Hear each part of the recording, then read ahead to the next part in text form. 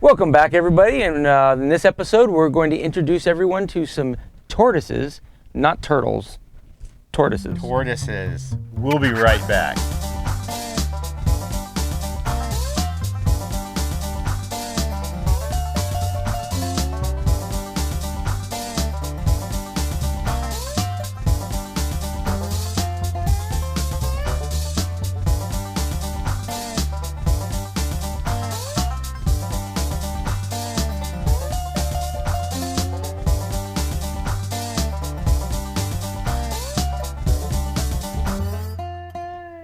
Hello, welcome back to Southern Oregon Safari. And where the buffalo roam. He's Hayden. He's Jerry. That's right, and we're down here looking at tortoises. Hayden is gonna introduce us to a herd of tortoises. Or Not a horde. A herd of turtles, but they're called a horde? No, A group? but we'll call them that right now. Okay, that So- sounds fine. What do you got? I noticed there's two types here, and you've got how many? Yes, there's 8 total tortoises here. We're at the Tortoise Tavern.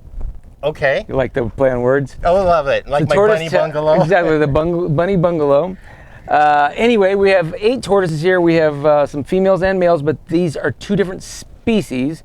One is an African sulcata or spur-thigh tortoise, which are the smaller ones, and they're more of a like kind of African desert tortoise. And they can get pretty large. They can get up to 70, 80 pounds. I believe I've seen one. I think they get up to 100, but that's rare. Okay. Then the other amazing tortoise in this group are the larger ones, and they are called Aldabra tortoises. And Aldabra tortoises are the second largest species in the world, the first being the Galapagos, which is the world famous Galapagos tortoise. These are the Aldabra tortoises from the Aldabra Islands, and they come from a chain of islands called the Seychelles. Oh, yes. Yes, Okay. that's pretty famous. Wow. Yes. Big turtles on Seychelles. I never even thought about. Just a couple of the islands, not all of them, but these are a tropical tortoise, and so they obviously require humidity. Where the desert tortoise likes it dry, these guys like humidity. Now we're in Oregon, so it's not exactly tropical here, folks. So we have to have a specialized facility to keep them happy and healthy. And one of the things is this nice shade gazebo, or shall I say patio, the tortoise patio. And then the inside we have a heated building, even equipped with grow lights like you'd find in, say, like a greenhouse for plants. So we do get some cloudy days that can last an extended period. And these guys need lots of vitamin D, need that solar heat. They don't have a way to regulate their body temperature because they're a reptile. So they regulate through the thermal regulation through the sun, and they store that energy. But if you go days without heat source, such as the sun with the solar radiation, we have to give them artificial. So there are some grow lights in there. Well, and that's then there's clever. also some infrared heat to really absorb, because what's really cool about these guys is that for those who have not been around a tortoise, is their shell being the color it is and the way it's designed. If they sit out in the sunlight for an hour and then they go inside where it's cool, you can walk up 8 hours later and touch their shell. It's almost like an ice chest that stays cold. Their body stays hot for an extended amount of time, so it's almost like a hot rock. So what's really cool, even on really cold days, they'll get out and get a little bit of sun even on a cold day, even if it's like 25, 30 degrees out here. If the sun's out and touching their shell, they're storing that solar radiation, and they're really well insulated. So they'll go in that night and you'll feel the heat coming off those 8 tortoises when that barn's closed, that garage, that little building's closed. You can walk in there and feel the heat coming off them. It's like walking to a spa with hot rocks or heat stones. And you put your hand on them and they'll stay super warm on the inside. Now, they can do that for quite a few hours, but they have to have that light, that solar radiation to do that. I noticed a special feature behind the structure. You have a pool back there. Yeah, the Tortoise Spa. Nice. Okay, what specifically is that used for? Well, again, so we talked about tortoises and turtles. These are tortoises, folks, so they're a land-based animal, not a aquatic species. Turtles are aquatic, and they have a webbed foot, and they swim, and they can go and submerge themselves for long periods of time, and they are aquatic. These guys are land-based, so what happens, they're not really swimmers. And the big mistake that a lot of people make is they find a tortoise somewhere, and they go, oh, he's so far away from the water, I gotta save this little guy. And they pick him up and they drive over to a body of water and drop him in there thinking they're saving the tortoise, and they just drown the tortoise, unfortunately. So don't make that mistake, folks. You gotta make sure it's a turtle if you're gonna put it in the water. You put a tortoise in the water, most of the time they'll drown. So we don't wanna make that mistake. But that feature back there, because they're tropical and come from a very hot climate, and even the desert tortoise comes from a hot climate, they sometimes like to soak and cool their body down. So if it gets too hot out, they don't have the ability to regulate like you and I. They don't sweat, so they're not going to cool their bodies down. So they need the source, either shade, which is very helpful, and then the water source. It's not very deep. That pool back there is only about 1.5 feet deep. So it's they can, like a frog pond. They can't drown in there. Exactly. Knee-deep. It's just shallow. Knee They deep. can still, knee deep. Exactly. I like that one. Another play on words. But they can stand up and touch the bottom, so they won't drown in there. But it gives them opportunity to cool their body down. Plus, being a reptile, their skin is very thick and heavy, and so we want to exfoliate. And to exfoliate, you want to soften the skin a little bit. Okay. So this is just, it's got multiple purposes, but it's like you and I would sometimes you just want to sit in a hot tub for a little bit and cool yourself off or heat yourself up. Yeah, you got a nice little corral outside for them to just roam and forage or whatever grows out here, and in your structure for fencing to contain. Exactly. And so the sulcatas are diggers. They will burrow, and they're very destructive. A lot of people get these things as pets and think they're the coolest thing ever, and they are cool, but they'll put them in their backyard and not realize they'll dig right underneath your house and your foundation to destroy a foundation. I mean, they'll literally burrow right under the concrete foundation because it's cool down there. And they'll dig in, really deep under the building, or they dig under fences and get out. So you got to be careful. They're big diggers. They're really hard to contain. This setup here is really good for them. It's really well built. I've never had a tortoise escape from here or dig out. And because they have enough space, they dig less. If they don't have enough room, they start digging more. And because they have what they need, they have the cooling pool and they have shade, they don't feel the need to dig underneath the buildings over here. But that's the big mistake people make, is the tortoises sit in the yard, get hot, they start seeking some cool temperatures, dig underneath the house, and then now you got a big problem on your hands. A very expensive problem. Yeah, I had a tortoise crawling around my legs. He's went right around you. The ankle biter. Good thing he's not an ankle biter, I guess. Yeah. So they are big diggers. The sulcatas, the aldabras don't dig. They don't burrow. They don't hibernate. Some tortoises hibernate in the wintertime. They'll burrow underground and stay there for the winter. These guys don't, especially the aldabras don't.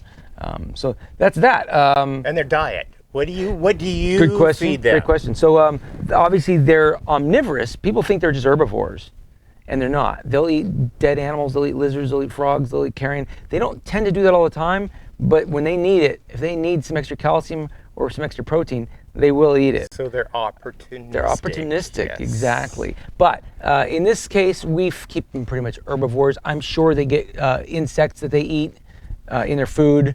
They might every once in a while get a mouse that gets stuck in the food, especially if it's dead. They would just eat it. They'll eat whatever.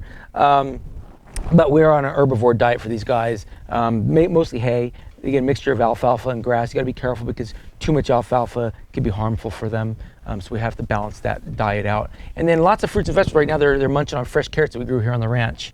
So we just pulled a whole bunch of carrots and just fed them a bunch, and they really like that. Root vegetables are obviously really good. Lots of vitamins, lots of nutrients in the root vegetables. But you have to balance it out. They can eat some fruit, but you don't want to give too much fruit. You can cause all kinds of problems giving too much fruit. Same way with me. I eat too much fruit and yep. I hear what happened. I hear you.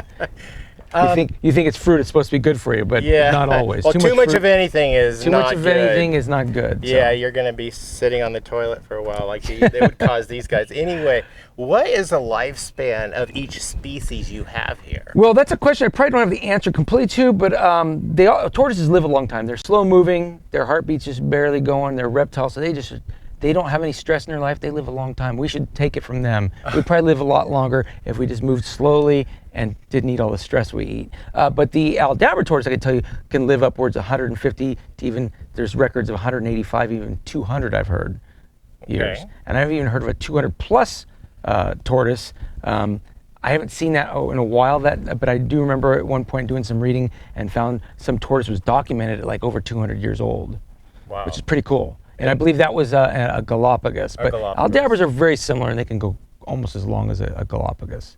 In fact, really, if you put a Galapagos next to an Aldabra, most people would not be able to tell the difference. Basically, professionals only really would be able to figure that out. The Aldabra is slightly smaller by about 5 to 10%, but they look almost identical. Okay. Very few differences between the two tortoises. Massive. Now you have a name for the giant one back there. Not everybody, well, they may have names. I don't have everybody's names, but the biggest one back there is Big George, because he's big, and his girlfriend is Georgette. George and Georgette. Yes. I didn't name them that. So this collection here actually was not my collection. They're very valuable, especially the Aldabras are very valuable because they're really hard to raise. It takes a long time for them to get to breeding age. It's really hard to get them to reproduce. Are they monogamous? in their breeding? I do not believe that's the case. No, I could be wrong on that. Don't fact check me on it. I don't really believe they are. And they're really not, because the males will go out there like horn dogs. They go after everything. I've seen on YouTube where one little tortoise is even going after a croc, a little shoe. Oh, wouldn't surprise me. Yeah, when they especially during breeding season, they're going after. They're like rabbits. There's a lot more noises outside of my house than there are on the inside of my house. My wife will shoot me for that joke. But there's a lot of grunting going on, a lot of stuff going on out here. It's a very busy area in the tortoise enclosure during the spring and summer months. Oh boy. But anyway, so that's Big George, and these guys were, like I said, the smaller ones were all sulcatas. Now there was a couple we might have seen that look a little different than Big George. They got a higher, rounder shell. They're still Aldabras, but what's going on with them is that's called pyramiding. Pyramiding on the little. And pyramiding armor can be really bad for them. A lot of time it leads to a kind of a mutated shell that actually becomes deformed, and then they get health issues from it. These guys are slightly pyramided, but it's not going to cause them any health issues. And a lot of people have different theories of what causes that. Some people say it's nutrition. Those tortoises are fed really well, but they were not raised by me. And when they come out of the egg, if they don't have the right balance of calcium and all that, and especially humidity. For the Aldabras, they need more humidity, and their shell will actually get too hard, and the plates don't move as easily, and that'll cause some pyramiding. Some people say that's not true, but I've seen this over and over again with especially tortoises, especially tropical tortoises that were raised on the West Coast rather than on the East Coast where it's very humid. Right, yeah. It can still happen over there, but I believe there's multiple types of pyramiding. Some of it is just nutritional, some of it is based on humidity. Okay. So we'll see some of these guys in here. They have a taller dome. They're not as flat as they're supposed to be, and they've got these pyramid diamonds on their back, and that is pyramiding. It doesn't go away, it's permanent. But in this case, they're perfectly symmetrical, so there's not a deformity going on. But they can get very deformed, especially from the nutritional end of pyramiding. It's good information to have, good information to know. Well, a lot of people keep tortoises. They're great pets, they're wonderful pets, but if you don't keep them right, you can really make their lives miserable. I have a friend who has 2 Russians. Mm-hmm. And I forgot what the other one is, but his name is Hanky. Hanky? Big tortoise. I remember when she got him, and she relocated from here, Oregon, back to Oklahoma. And well, shout out to her in Oklahoma. What's her name's Stephanie. Stephanie, shout out to you in Oklahoma. Anyway, she's got a circle of friends that are tortoise people too, and I'm always seeing and learning from them on their tortoise collection. And that's another thing, is that when it comes to tortoise health, Dr. Google is great, but there's so many people that everybody has, especially the real professional reptile keepers. They're pretty anal about how they care for their tortoises, but you'll see these arguments of which vegetables are the best and which fruits are the worst, and they'll sit there and argue amongst each other. I don't know if there's enough documentation of study to really know exactly. So everybody individually has their own idea of what a good diet is, what a bad diet, what a good temperature to keep them as. All the husbandry on tortoises, you get on Google search and start searching that stuff, and you can get 20 different answers for the same question. Yeah, George is heading back. He's heading back, and he's had enough because you guys are boring. But you can get so many different views of everybody's point of view of how to care for a tortoise. So you've got to really do your research. It's really important, and don't believe everything you see, obviously, and read. Sometimes if you see more than a couple people saying the same thing, that maybe it has some truth to it. But there's so much misguidance on the internet about tortoises. Well, and I don't know everything at all. Dr. Google. I'm no professional on tortoises. Again, I was just saying before, this is somebody else's collection. It was kind of donated to me, and I've had them for a long time, for about 15 years. I've been very successful with them. When I first got them, a lot of people said, oh, you want to keep them on flat ground. But when I got them, one of the female, she really couldn't walk very well because she'd eaten too much and was on flat ground her whole life. So she lost a lot of her muscle mass. So I put them on a hilly terrain, and everybody said that's a bad idea. But now they're stronger than oxes because they're carrying that big, heavy body, the shell, up and down these hills. They're muscular now. All right. So it really is beneficial. The only thing you do really have to worry about is the tortoise rolling over and rolling down the hill. And I keep an eye on and make sure if anybody's flipped over, because that's the way to kill a tortoise. If they wind up upside down and stay there in the sun too long, that would kill a tortoise. Yeah. And they're this nice because they're within sight of your home, so they're real close to the house. Down on them. I'm checking on them. I'm down here every couple hours checking on everybody. And every once in a while, the biggest problem with the sulcatas, especially the males, they fight a lot and they love to flip each other over. That's kind of like a submission in wrestling. They like to flip each other over because like, I won, I beat you, you're upside down. Now what are you going to do? You know, and it cracks me up. Hayden's going to come down, turn me back over, and then I'm going to get you. Exactly, and then it cracks me up because some people say, oh, I saw a video of a tortoise saving another tortoise's life. And that's funny to me too, because they'll flip each other over and kill each other faster than they'll help each other. But hey, that's just nature. Nature's not always pretty. So anyway. Lots of information, lots of input, lots of data. That's what we're here for, right? Yes, we got to visit the Tortoise Tavern and got to see all about tortoises. And hopefully we all learned something. Species that he has in his collection. Thank you, Hayden, for bringing us along on this journey and giving us this information on them, and knowing, do not take a tortoise and just dump it in a pond. Make sure it's a turtle if you're going to put it back in the water. Yes. So. Learn your difference. If you do anything on Google, learn your difference between a tortoise and a turtle. Two different beasts. Yes. Well, anyway, thank you guys for coming. I'm your host, Jerry Hansen. I'm Hayden. This is Southern Oregon Safari. And we're the buffalo roam. We'll see you guys in our next episode. Good. We'll see you guys later. Bye-bye. Bye.